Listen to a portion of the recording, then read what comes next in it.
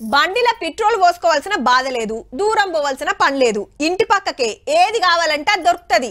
ఆడనే నిమ్మలంగా కూసోవచ్చు. దుఃఖం పోతే ఉద్దరియరు. ఈడ పక్క ఖాతా నడుస్తుందబ్బా. కాకుంటే దినం వచ్చే కస్టమర్లకే అంచుకు ఏం కావాలన్నా అన్ని ఆడనే దొరుకుతాయి.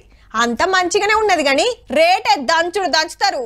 అయ్యో ఇంతకు ముచ్చడేందో చెప్పలే కదూ. మందు హోమ్ డెలివరీ కూడా ఉందో.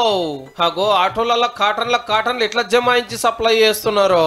మాకు గింత మాల్ కావాలని వైన్స్లోకి ఒక్క ఫోన్ కొడితే చాలు రయ్యమని బండ్లు వస్తూనే ఉంటాయి, లోడు దించుతూనే ఉంటాయి. అట్లానే అందరు కాదుల్లో బిల్ట్ షాప్లకే బీర్లు అంటే బీర్లు, ఫుల్ బాటల్ అంటే ఫుల్ బాటల్లో. సామాన్యుడికి వచ్చేసరికి 50 రూపాయలు ఎక్కువ అమ్ముతున్నారు ఎంఆర్పీ ధర కంటే. రోజు కూలికి పోతే 250 నుంచి 300 వస్తాయి. వీళ్ళు అదనంగా 50 రూపాయలు పెట్టి మద్యం తాగడానికి చాలా ఇబ్బంది పడతారు. కాబట్టి ఇంత కష్టం ఎవ్వలకు కూడా రావద్దు కాక. ఖమ్మం జిల్లాలో 4-5 ఊళ్ళల్లా తాగేటోళ్ళంతా ఒకటై యువకులు ఏకమయ్యి ఆటోలను దొరికించుకొని ఆప్కార్ వాళ్ళకు పట్టించిండ్రు. ఈడనే కాదు అంతటా గిదే కథ. గమ్మతిందంటే వైన్సులు ఖాళీగా ఉంటాయి, బెల్ట్ షాపులు నిండు ఉంటాయి. రోడ్డు మీద దుకాణంలో దొరకని బ్రాండ్ గల్లీలలో దొరుకుతుంది. ఎందుకంటే ఈడ సరుకుకు రేట్ ఎక్కువ కాబట్టి మాల్ ఇటే పంపి మంచిగా కమాయిస్తున్నారు అన్నట్టు. మళ్ళీ రాత్రి 9 గంటలకు ముందుకే షట్టర్ గుంజుతున్నారు.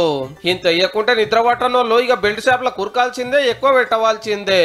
గుడ్డి సాకరీ చేసిన వచ్చిన వాడు ఒక 90 మందు తాగుతామంటే 20 రూపాయలు 40 రూపాయలు అదనం పెట్టుకుని తాగలేని పరిస్థితి. వైన్స్ లో ఓనర్లు అంతా సిండికేట్ అయి బెల్ట్ షాప్ లను ఎంకరేజ్ చేసుకుంటా గిట్లా నడిపిస్తున్నారు దందా. ఎంఆర్పీ రేట్లకి అమ్మాలని రోల్ ఉన్నా గీ భాగవతం ఆప్కార్ వాళ్ళకి తెలిసిన ఎవరు హిసాబాలకు ముట్టినందుకే కళ్ళు మూసుకుంటున్నారని ఎక్కువ పెట్టి తాగేటోళ్ళు అంటున్నమాట. ఎన్నడే కానీ ఉద్దర పెట్టని ఉత్తమ కస్టమర్ల తరపున కొట్లాడేటోళ్ళు లేరాయే, మనోళ్ళకి సంఘాలు లేకపాయే. ఇట్లనే ఇడిచి పెడితే రేపు డిపోలకు వెళ్ళి వైన్స్ లకు కాకుండా సీదా బెల్ట్ షాప్ లకే సరుకు సప్లై చేస్తారేమో పో.